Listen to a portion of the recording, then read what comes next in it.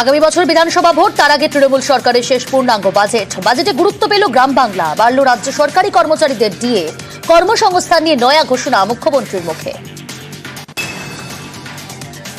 বাজেটে নজরে গ্রাম বাংলা, আরো 16 লক্ষ উপভোক্তার জন্য আবাসে বরাদ্দ 9,600 কোটি টাকা, গ্রামের রাস্তা তৈরিতে পথশ্রী প্রকল্পে বরাদ্দ 1,500 কোটি টাকা, নদী ভাঙন রোধেও 200 কোটি বরাদ্দ, নদী বন্ধন প্রকল্পে 200 কোটি বরাদ্দ, আরো 1 বছর চা শিল্পে কর্মকুবের ঘোষণা বাজেটে।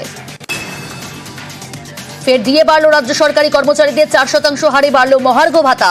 গতবারের মতো এবারও রাজ্য বাজেটে ডিএ বাড়ার কথা ঘোষণা করল সরকার। 1 এপ্রিল থেকে বর্ধিত হারে ডিএ কার্যকর হবে। রাজ্যের কর্মীদের ডিএ বেড়ে দাঁড়ালো 18%, কেন্দ্রের সঙ্গে ডিএ ফারাক কমে 35%। পেনশনভোগীরাও এই সুবিধা পাবেন। আমরা 125% পর্যন্ত ডিএ দিয়েছিলাম বামফ্রন্ট সরকার চলে যাওয়ার পর। তারপরে আমাদের ফিক্সড পে কমিশনের রেকমেন্ডেশন অনুযায়ী, অর্থাৎ সেন্ট্রালে যেটা পায় এটা কিন্তু আরও বেশি পায়। তার কারণ হচ্ছে পে কমিশন প্লাস ডিএ দুটো পায়। এইটাও আমরা নতুন করে 2024 সাল থেকে, এটা 2025-এর সবে ফেব্রুয়ারি মাস, আমরা এর মধ্যে 14% ডিএ দিয়ে দিয়েছি এবং আজকে আরও 4% দিয়ে দেওয়া হলো। এটা উপকৃত হবেন আমার সরকারি কর্মচারী থেকে শুরু করে অসরকারি কর্মচারী থেকে শুরু করে শিক্ষক অশিক্ষক থেকে শুরু করে পেনশন হোল্ডার্স, তাদের প্রত্যেকেই এটার লাভ হবে। আমাদের খুব আনন্দিত, আমরা খুব খুশি হয়েছি। আমরা দিদির কাছে খুবই কৃতজ্ঞ, অতিথি আমাদের বাড়িয়েছে, আমাদের খুব আনন্দ। আমরা 6% ভেবেছিলাম যে 6% দেবে, সেরকমটা আবার সময় পেয়েছিলেন নবান্ন থেকে, কিন্তু কোনো কিছু পাইনি। আমরা কার্য তো হতাশ আর কি, গভর্নমেন্ট আমরা এমপ্লয়ি যারা, যাই হোক যতটুকু দিয়ে ছোটো নিয়ে আমাদের সন্তুষ্ট থাকতে হবে। বাড়ানো হয়েছে, এটা তো খুবই ভালো। এতদিন ধরে একটা জিনিস চলছিল এতক্ষণ, আমাদের সবার অনেক রকমই তো এমপ্লয়িজ থাকে, গভর্নমেন্ট এমপ্লয়িজ, ঠিক আছে, যাদের এটা খুবই দরকার ছিল আমার যা মনে হয়, ঠিক আছে, দ্যাটস ইট, হচ্ছে। আমরা আশা করেছিলাম যে আরেকটু বেশি করে দেওয়া উচিত ছিল, 8% মিনিমাম ভেবেছিলাম, 4%, হ্যাঁ ঠিক আছে।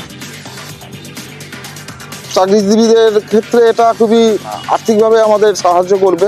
দ্রব্যমূল্য বৃদ্ধির ক্ষেত্রে এই 4% কিছুটা সুরাহা হবে। খুবই খুশি আমাদের মাননীয় মুখ্যমন্ত্রী আমাদের দাবি দেওয়া যতটা সম্ভব রেখেছেন। এই 4% ডিএতে আমরা সত্যি ভীষণ খুশি। এ তো খুবই কম, চাহিদার তুলনায় খুবই কম। আমাদের যে চাহিদা ছিল সেই চাহিদা তো পূরণ হলো না। রাজ্য সরকার ভেবেছে এবং আমাদের মুখ্যমন্ত্রী যে ভেবেছেন আমাদের কথা, আমরা ভীষণ খুশি। মমতা ব্যানার্জিকে আমাদের ধন্যবাদ জানাই, তিনি কর্মচারী দরদি, যথেষ্ট পরিমাণে খুশি।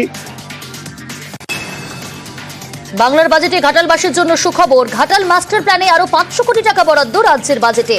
শুধু রাজ্যের টাকাতেই প্রকল্প শেষের টার্গেট। প্রতি বছর বর্ষা এলেই ঘাটালে জল যন্ত্রণা, আর সেই যন্ত্রণা থেকে মুক্তির অপেক্ষায় ঘাটালবাসী। ঘাটাল মাস্টার প্ল্যান, প্রতি বছর বন্যা হয়, হাওড়া ভাসে, হুগলি ভাসে, মিদনাপুর পূর্ব ভাসে, মিদনাপুর পশ্চিম ভাসে। ঘাটাল মাস্টার প্ল্যানে 1,500 কোটি টাকা খরচ হবে। তার মধ্যে ইতিমধ্যেই আমরা 500 কোটি টাকা বরাদ্দ রেখেছি, আর 340 কোটি টাকা অলরেডি খরচ করা হয়ে গেছে। বলে বলে কেন্দ্রীয় সরকারের কাছে যখন কিছু পায়নি তখন। প্রথমত ধন্যবাদ জানাবো মাননীয় মুখ্যমন্ত্রীকে, তিনি তার কথা রেখেছেন, যে কথাটা আমাকে বলেছিলেন, এবং ঘাটালকে নিয়ে 2024-এর নির্বাচনের সময় ঘাটালে গিয়ে বলেছিলেন যে ঘাটাল মাস্টার প্ল্যানটা রাজ্য সরকার করবে, এবং আজকে বাংলার প্রত্যেকটা মানুষ দেখতে পেলে তিনি তার কথা রেখেছেন। আমি এবং আমার ঘাটাল লোকসভা কেন্দ্রের প্রত্যেকটা মানুষের তরফ থেকে তাদের হয়ে দিদিকে ধন্যবাদ জানাচ্ছি, কারণ এইটা সত্যি খুব দরকার ছিল। বাজেটে ঘাটাল মাস্টার প্ল্যানের জন্য আরো 500 কোটি বরাদ্দ করেছে সরকার। জল যন্ত্রণা মুক্তির আশায় খুশি ঘাটালবাসী। 1958 থেকে ঘাটাল মাস্টার প্ল্যানের এই যে প্রপোজালটা কখনো এই সরকার কখনো ওই সরকার নানা রকম ভাবে কেন্দ্র সরকারের কেন্দ্রতে আটকে ছিল, এবং আমি অনেকবার চেষ্টা করেছি, আটকেটা তো ছিলই। সেরকম ভেবেছিলাম যে 2024 আর দাঁড়াবো না, সেরকম দিদিকে বলে হচ্ছিলেন, এবং দিদি তখনই বলেন যে যদি ঘাটাল মাস্টার প্ল্যানটা রাজ্য সরকার করে। আজকে সত্যি ভীষণ ভালো লাগে, খুব একটা মুহূর্ত একটা দিন আমার জন্য, কে আমিও একটু হয় না কি ভেবেছিলাম কি সত্যিই হবে, তো আজকে সেই স্বপ্নটা পূরণ হতে চলেছে। এবং 500 কোটি টাকা ঘাটাল মাস্টার প্ল্যানের জন্য বরাদ্দ করা হয়েছে, এর জন্য ঘাটালবাসী হিসেবে আমরা খুবই খুশি। আমরা এই বন্যা এবং জর্জরিত থেকে মুক্তি পাবো আগামী দিনে, এটাই আশা রাখছি। আমরা জন্ম থেকেই শুনে আসছি ঘাটাল মাস্টার প্ল্যান সম্বন্ধে, কেউই টাকা পাস করেনি। আজকে দিদি যে 500 কোটি টাকা বরাদ্দ করেছে, তার জন্য আমরা খুবই খুশি। ঘাটালের মানুষ যে জল যন্ত্রণায় ভুগে, তার থেকে যদি মুক্তি পায় আমরা খুবই খুশি হব। ঘাটাল মাস্টার প্ল্যান নিয়ে বাজেট বরাদ্দের পর শুরু হয়েছে রাজনীতির লড়াই। ঘাটাল মাস্টার প্ল্যান তার 1 ডিসমিল জমি অধিগ্রহণ করা হয়নি। যেখানে জমি অধিগ্রহণ হয়নি সেখানে ঘাটাল মাস্টার প্ল্যানের বরাদ্দ খাতায় কলমে থাকবে, যার নির্বাচনে আরেকবার প্রতিশ্রুতি ডাল ভরা প্রতিশ্রুতির মধ্যে থাকবে। বিরোধী দলের নেতা বা অন্যান্য যারা প্রশ্ন করছে, কিন্তু আমাদের এই সরকার, আমার দল, আমাদের নেতৃত্বে বিশ্বাস আছে কি কাজ যখন শুরু হয়েছে সেই কাজটা শেষও হবে। ঘাটাল মাস্টার প্ল্যানের জন্য বিশাল বড় একটা জমি লাগবে। আমরা অনেকটা জমি পেয়েছি, অনেকটা জমি নেগোসিয়েশন চলছে। মানে আমার মনে হয় এটা শুধু রাজনীতিভাবে না দেখেই নয়, এটা মানুষের কিভাবে ভালো বা কিভাবে পরিষেবা দেওয়া যায়, আমরা যদি এরকম ভাবে দেখি তাহলে আমার মনে হয় সেটা সুবিধা। বাজেটে গুরুত্ব গঙ্গাসাগর মেলাকে। গঙ্গাসাগর সেতুর তৈরিতে বরাদ্দ 500 কোটি।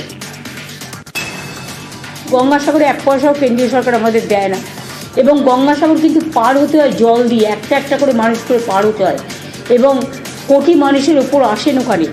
সেই জন্য তাদের জন্য আমরা একটা 4 লেন বিশিষ্ট সেতু করে দিচ্ছি।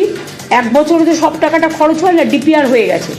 500 কোটি টাকা এবার বাজেটে খরচ হবে এবং নেক্সট বাজেটে আবার টাকা পাবে। মোট 1,500 কোটি টাকার মতো খরচ হবে। আমাদের এটা আমাদের সীমা নেই, এত সুন্দর কষ্ট থেকে আমরা বেঁচে যাচ্ছি।